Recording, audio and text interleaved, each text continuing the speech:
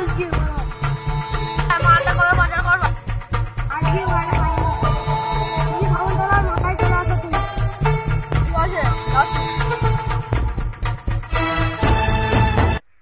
ইমন বলো ভাই সাগুন গাছের পাশে একটা লোক 5 লাখ টাকা নিয়ে দাঁড়িয়ে আছে মালটা জায়গা টাকাটা নেয় ভাই আগের খেপে বালতি থেকে ধরা পড়ে গিয়েছিলাম এই খেপে তুমি